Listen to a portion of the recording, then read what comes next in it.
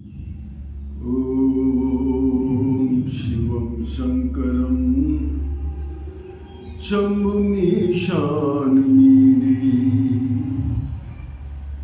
लिङ्गे वेदी महादेवी लिङ्गं साक्षान् महेश्वरः ऐनालिङ्गं मितियुक्तं तत्रैव निखिलं जगत्। ॐ नमः शिवाय। ॐ शिवं शङ्करं शम्भुमीशानमीडे। बोलिए शंकर भगवान की जय। आज श्री शिव महापुराण जी के कथा के क्रम में हम आप सबको रुद्रेश्वर संहिता का 11वां अध्याय का वर्णन करने जा रहे हैं। इस 11वें अध्याय में शिव पूजन के विधि का निरूपण और उसके फल के विषय में वर्णित किया गया है। इस अध्याय में कुल 85 श्लोक हैं और इस अध्याय में श्री शौनक जी महाराज ने सूत जी से निवेदन किया कि शिवार्चन विधि को बताइए जिससे शिव जी संतुष्ट होते हैं और शिव जी प्रसन्न होते हैं और शिव जी का पूजन किस प्रकार से करना चाहिए। इस विषय में हमने आपको पिछले कई अध्यायों में इसका वर्णन किया है, फिर भी आज इस अध्याय का मैं वर्णन करने जा रहा हूँ। तो सूत जी महाराज कहते हैं कि हे शौनक जी, आपका ये प्रश्न रहस्यों से भरा हुआ है जो मुझको अति पसंद है।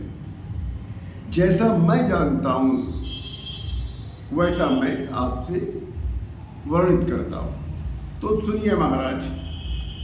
प्रथम ये प्रश्न तो सनत कुमार ने उपमन्यु से पूछा था, फिर सनत कुमार से व्यास जी ने पूछा और उपमन्यु ने शिव पूजा का जो शिव पूजा का विधि होता उसका निरूपण भगवान श्री कृष्ण को बताया। उपमन्यु महाराज जो थे कृष्ण भगवान के गुरु थे। इसकी ये जो आज वर्णन करने जा रहे हैं ये अध्याय का वर्णन कृष्ण भगवान ने अपने गुरु जी उपमन्यु महाराज से सुना था, वैसा ही मैं आप लोगों को बताने जा रहा हूँ। सबसे पहले ब्रह्म मुहूर्त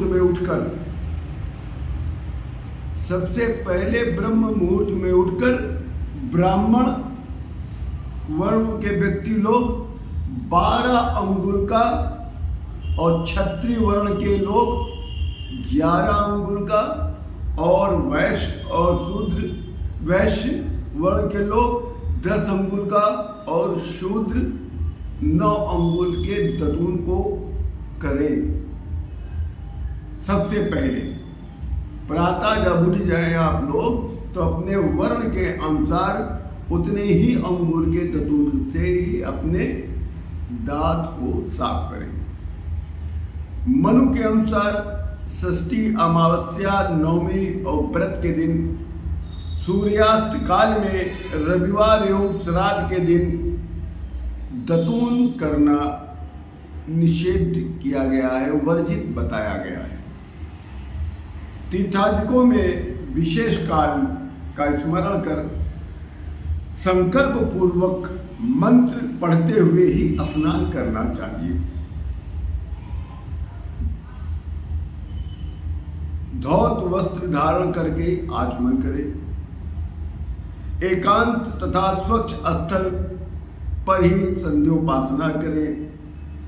सर्वप्रथम पूजा गृह में प्रवेश कर मन को समाहित कर दें। जैसे आप अपने घर में पूजा घर में आप अपने घर के अंदर जो पूजा घर बनाए हैं उसमें जाते हैं तो सबसे पहले अपने मन को अर्पित कर दें। पूजा सामग्री एकत्र कर आसन पर बैठ जाएं। विधि विधान से फिर शिव जी की पूजन करें। शिव की पूजा का व्याख्या मैंने आपको पिछले अध्यायों में वर्णन किया है, इसलिए इसमें ज़्यादा वर्णन करके आपका समय मैं बर्बाद नहीं करूंगा। बस इतना मैं कहूंगा कि जो भी प्राणी शिव पूजा करते हैं, जो भी प्राणी, तत्से वह सकला सिद्ध जायते तू पदे पदे, उन्हें प्रतिपद सिद्धि प्राप्त हो जाती है। जो भी प्राणी नित्य शिव पूजन करते हैं उन्हें प्रतिपद सिद्धि प्राप्त हो जाती है। वाग्मी सा जायते तत्से मनो अभीष्ट फलम ध्रुवम रोग दुखम चा शोकम चालद्युदेम कृत्रिम तथा कौटिल्यम चागरम चैव यद्यद् दुःखमुपस्थितं तद् दुःखनाशयत्येव शिवः शिवः करः परः। श्री शिव जी का पूजा तथा करने वाला तथा शिव की कथा को श्रवण करने वाले को श्री शिव महापुराण जी ने महावक्ता का पद प्रदान कर देते और शिव जी उनके सभी मनोकामनाओं को पूर्ण करते हैं। उनके समस्त रोग दोष और शोक का शिव जी नाश करते हैं।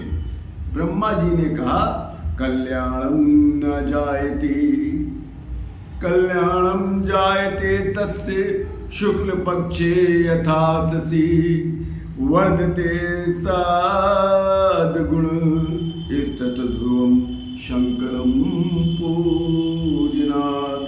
जिस प्रकार शुक्ल पक्ष में चंद्रमा की वृद्धि होती है उसी प्रकार शिव महापुराण कथा श्रवण करने वालों के गुणों में वृद्धि होती है।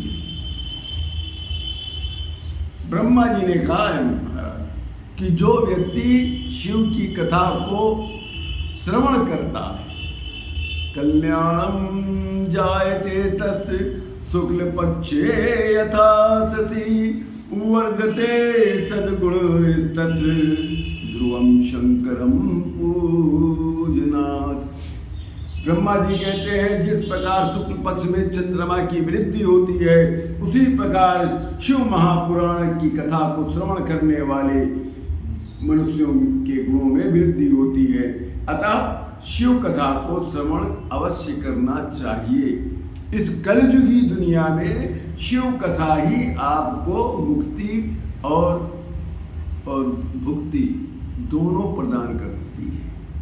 आप कलयुगी जो उत्पात होते हैं उसका नाश केवल शिव कथा के द्वारा ही शांत किया जा सकता है।